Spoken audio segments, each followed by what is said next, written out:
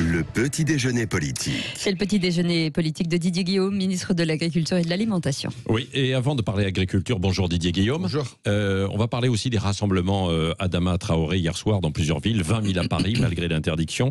Cette manifestation est-elle justifiée dans le contexte ? Je crois qu'aujourd'hui, il y a une tension extrême dans le pays. Oui. Il y a le sentiment de certains de nos concitoyens de subir des actes racistes.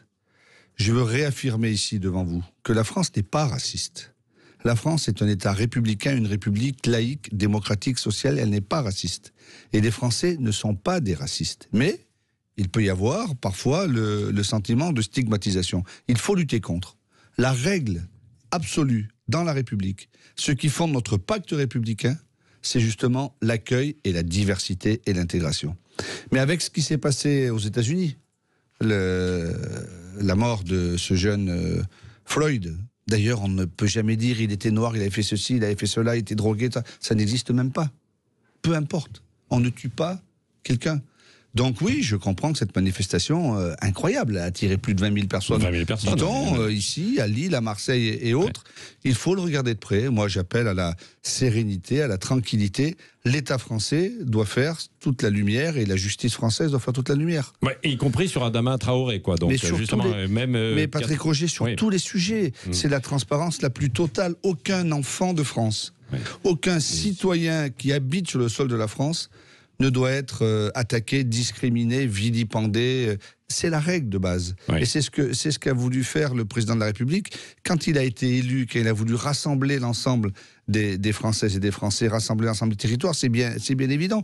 Aujourd'hui, on va laisser une France décousue, une France avec les métropoles d'un côté et la ruralité de l'autre, entre des Noirs et des Blancs, entre des pauvres et des riches. Il faut de la transparence, que vous dites pour Adama Traoré. Visiblement, ça n'a pas été aussi clair que ça, avec d'un côté ce premier rapport en fait de police, une contestation avec une contre-expertise.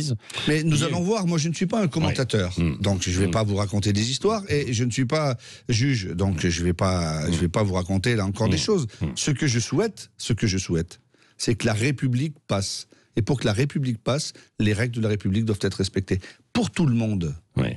Alors venons-en aussi à ce déconfinement et notamment pour les restaurateurs. Pour montrer l'exemple, vous êtes allé, je crois, déjeuner dans un resto hier. Vous voulez que les Français consomment, que les restaurateurs s'approvisionnent également en produits français, mais la concurrence étrangère est toujours là quand même, avec des produits parfois qui sont un peu moins chers. Quelle est d'ailleurs la réalité aujourd'hui de cette inflation réelle des produits ? Alors d'abord, vous avez raison, Patrick Roger, il faut sortir. Les gens ont envie de sortir. Ouais. Mais ce que je veux dire quand même, en venant ici dans votre studio ce matin, je suis passé sur l'esplanade des Invalides. Hier, il devait y avoir des milliers de gens. Mais le spectacle que j'ai vu ce matin, il n'est pas acceptable. Que les gens se rassemblent, que les gens aillent boire un verre, boire une bière, boire un sirop, boire ce qu'ils veulent, fumer une cigarette, et très bien. Mais on ne laisse pas des poubelles, des détritus, des saletés, des saloperies sur le terrain. Oui au déconfinement, oui à la liberté retrouvée, oui à l'art de vivre à la française, mais l'art de vivre à la française, c'est pas les monceaux de poubelle que j'ai vus ce matin en passant. Je vous le dis franchement, je suis pas réac, mais ça m'a beaucoup choqué parce que voilà, oui, faisons la fête, on a envie de se retrouver. Il faut respecter la distanciation sociale, la distanciation physique. Pourquoi ? Tout simplement parce que si nous avons, je crois, nous sommes presque arrivés à lutter contre ce virus, c'est grâce aux Français. Le gouvernement a fait ce qu'il avait à faire. Il a confiné. C'est pas rien quand même de mettre les gens, de les en rester chez vous pendant 2 mois et demi. Ça a été très très dur pour certains d'entre nous, notamment pour les plus pauvres, pour ceux qui habitent dans des petits appartements, ceux qui avaient des enfants, qui n'étaient pas à même, et c'est normal, de les éduquer, de leur faire les cours à l'école et ça. C'est très dur. Mais nous avons pris nos responsabilités et grâce aux Français qui l'ont respecté, là encore ne stigmatisons pas, il y a pu y avoir 2-3 abus ici par là, ici ou là. Mais les Français ont respecté et ont gagné cette première partie de lutte contre le Covid. Mais maintenant, il faut sortir. Ils ont envie de se retrouver. Alors, il faut aller au restaurant, il faut sortir, il faut se balader. Respectons les règles, les gestes barrières, le masque, et les choses iront bien. Et sur le consommé français, parce que c'est réapparu pendant cette crise, la consommation justement locale, etc. Moi, j'étais ravi de voir cela, parce que je pense que lorsqu'on fait un acte d'achat, il faut regarder ce que l'on achète. C'est pour ça que j'avais lancé depuis plusieurs mois tout un travail sur l'étiquetage, et le Parlement a voté la semaine dernière, dans l'indifférence qui est générale, évidemment, parce qu'on ne s'occupe pas vraiment de ce qui se passe là. Le Covid a quand même assommé beaucoup de choses, mais une loi sur l'étiquetage. Maintenant, on va savoir d'où vient le miel, on va savoir d'où vient la viande, on va savoir tout cela. Et puis moi, ce que je veux, c'est que tous les produits transformés, on sache d'où cela vient. Il est important d'acheter français autant que faire se peut. Et maintenant, dans le cadre de ce qu'a voulu le président de la République, sur la souveraineté alimentaire, sur la souveraineté agricole, sur notre indépendance, il va falloir faire en sorte que les Français puissent acheter, et je réponds précisément à votre question, à des produits qui ne sont pas beaucoup plus chers que s'ils viennent de l'étranger. Sans ça, ça n'ira pas. C'est ça l'enjeu des semaines qui viennent. Il faut que l'agriculture française, qui est une agriculture de grande qualité, puisse nourrir la masse, puisse nourrir le plus grand nombre de nos concitoyens. Ça ne peut pas être j'ai de l'argent, je suis bobo, je vis dans tel ou tel quartier, etc. J'achète bio, je n'ai pas d'argent. J'ai 3 gosses, je ne peux pas acheter bio parce que c'est trop cher. Il faut changer tout cela. Vous savez ce qui s'est passé pendant cette crise, c'est que les Français ont acheté 75% de steaks hachés surgelés en plus. Ça n'a pas été facile pour 22 millions de Français tous les jours de manger à la maison et de faire à manger pour 3, 4, 5 personnes matin, midi et soir. Tout le monde a souffert. Tout le monde a souffert. Donc, ouvrons ce grand débat et faisons en sorte que l'agriculture française évolue, se transforme pour nourrir le plus grand nombre. Nous ne serons pas en autarcie. Est-ce que vous avez un chiffre sur l'inflation réelle des produits ? Alors, l'inflation réelle des produits, en gros, c'est moins de 1% de ce qui s'est passé. Franchement, ça a été fait par des cabinets indépendants, par Bercy. La réalité, c'est les chiffres que vous retenez. Oui, la réalité, c'est que lorsqu'on met en comparaison sur un même étal des fraises françaises, du concombre français, des produits français et des produits qui viennent d'ailleurs, il y a une grande différence. C'est là où nos concitoyens ont trouvé qu'il y avait un problème, et j'ai trouvé qu'il y avait un problème. La semaine dernière, en réunion des ministres de l'Agriculture, je suis intervenu là-dessus. Il faut qu'avec nos amis italiens, espagnols, nos amis danois, enfin pourquoi, je m'excuse de prendre un exemple précis, on est dans l'alimentation, pourquoi le concombre français, il vaut 3 fois plus cher que le concombre danois ? Il n'y a pas de problème de main-d'œuvre, c'est pas des travailleurs. Si, justement, il y a sans doute aussi un problème. Par rapport à cette question-là, j'ai entendu ce que vous disiez tout à l'heure. Oui, parce que là, il y a un problème de main-d'œuvre, évidemment, parce qu'il y a une mise en quarantaine que vous avez imposée, d'autant qu'on voit il y a encore un foyer d'épidémie dans les Bouches-du-Rhône, dans les Alpilles. Comment faire, justement, pour pouvoir ouvrir quand même à cette main-d'œuvre là pour les semaines qui viennent ? Quand j'ai fait l'appel à ce que j'avais appelé à l'armée de l'ombre pendant le confinement, parce qu'il y avait des Français qui étaient chez eux qui ne faisaient rien. Ils ont pu travailler. Vous aviez été moqué. Mais j'ai été moqué, mais il y a plus de 15 000 Français qui sont allés, mais loin de là, il y a plus de 15 000 Français qui sont allés travailler en agriculture, qui ont peut-être redécouvert ces métiers passionnants. Ils ont pu cumuler le chômage partiel et le contrat de travail. C'était pas du travail au black, c'était pour un vrai travail. Mais on s'aperçoit qu'on a besoin de main-d'œuvre étrangère, de travailleurs saisonniers. Rendez-vous compte, plus de 100 000 travailleurs saisonniers par mois si on veut que l'agriculture fonctionne. C'est une réflexion que nous devons mener aussi. Et ces travailleurs saisonniers, forcément, il y a une difficulté parce qu'ils sont logés ils étaient logés, on a mis des guides de bonne pratique dans des conditions un peu compliquées, et ça peut devenir des foyers de Covid, ça veut dire des clusters. Il y a un dépistage systématique et il va y avoir une campagne plus forte. Pour l'instant, c'est le ministère de la Santé qui prendra cette décision. Je ne crois pas que ça sera systématique, mais en tout cas, chaque fois, à chaque endroit,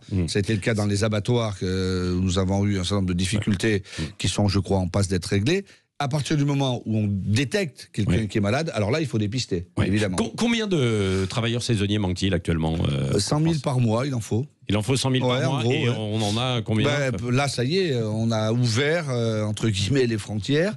Donc, un travailleur agricole roumain, bulgare, espagnol, qui a un contrat de travail, on ne vient pas faire du tourisme, qui a un contrat de travail, rentre en France et peut travailler. Pas du Maghreb, en revanche. Non, parce que c'est uniquement, pour l'instant, l'Union européenne, alors qu'on nous avions beaucoup de travailleurs marocains, notamment tunisiens, algériens, du Maghreb. Et là, ce sera toujours fermé. Pour l'instant, c'est la décision qui a été prise par le Premier ministre, et je pense que ça va être fermé, par mesure de prévention, de sécurité tout l'été. Mais avec les travailleurs, je pense, de l'Union européenne, les choses pourront se passer. Puis il faut continuer à dire que les personnes qui sont au RSA, peut-être, des jeunes... Vous n'envisagez pas de lancer une campagne, nous avons fait une campagne, et puis nous cofinançons avec les filières agricoles des campagnes de promotion de nos produits. Achetons français. La campagne... Donc, allons travailler dans les campagnes françaises, alors. Oui, la campagne française va donner tout ce qu'elle a de meilleur. Là, c'est l'été. Enfin, aujourd'hui, peut-être pas les jours qui viennent, mais le soleil arrive, les beaux jours arrivent. Il va y avoir des barbecues, des planchas. On va manger des fruits, on va manger des légumes. C'est l'occasion de prendre des produits français. Et oui, travaillons, produisons français. Question Didier Guillaume avec Cécile Ménibus. Oui, on a eu un producteur de fromage AOP il y a quelques instants en ligne qui nous dit qu'il a plus de 5000 tonnes en moyenne, en tout cas de pouvoir écouler leur stock. Il demande justement d'avoir accès à la restauration collective et de pouvoir se faire racheter ces produits moins chers pour les personnes fragiles et pour faire comme le domaine vinicole, c'est-à-dire que les mêmes mesures. Est-ce que vous accepteriez justement de les rencontrer pour les aider dans cette... Oui, on les a rencontrés, nous avons avancé. Je dois encore avoir un contact avec M. Roquefeuille, qui est le président de l'interprofession. Nous avons obtenu des mesures à Bruxelles, des mesures de marché. Nous avons obtenu du stockage privé, le fait de pouvoir congeler et ressortir. Nous avons demandé à l'INAO, l'Institut national des origines, des appellations protégées, de baisser un peu pendant cette période-là les contraintes afin de pouvoir bouger, parce qu'en théorie, on n'a pas le droit de congeler du fromage AOP, on doit le vendre. Oui, bien sûr, nous regardons. Moi, je regarde filière par filière tout ce que nous devons faire. Vous savez, quand on regarde ce qui s'est passé, la filière horticole a beaucoup souffert. La filière brassicole, qui avait rentré des stocks pour tous les festivals, toutes les fêtes d'été, etc., cette bière, elle est fichue. Et il faut répondre à tout cela. Ça a été terrible. L'agriculture française a nourri la France. La chaîne alimentaire a tenu. Mais à quel prix et avec quels dégâts? Et c'est vrai que ça coûte beaucoup moins cher d'aider l'agriculture française qu'Airbus, que les trains, etc. À ce sujet, l'accord de libre-échange, est-ce qu'il va être soumis au Sénat d'ailleurs, comme le demande l'accord de libre-échange du Mexique? Oui, le Mexique, et puis il y a le Canada. Alors, celui sur le Canada, il est acté depuis plus de 2 ans. Forcément, il devrait être ratifié. Et celui sur le Mexique, c'est l'Union européenne qui, à mon avis, a fait un contretemps. Moi, je pense que ce n'est pas bien d'avoir fait ça pendant le Covid. Il sera évidemment soumis à ratification.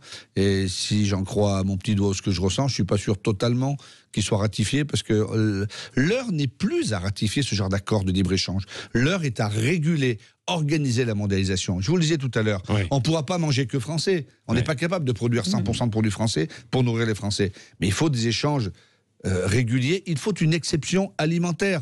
On n'échange pas de l'agriculture contre des voitures ou des fusées ou des avions. C'est ça la nouvelle chose. Merci Didier Guillaume, on vous laisse aller au Conseil des ministres tout à l'heure et ensuite du côté du bassin d'Arcachon notamment. Le ministre de l'Agriculture qui était avec nous ce matin sur Sud Radio. Et dans un instant, le journal de 8h, bougez pas. 5h-10h.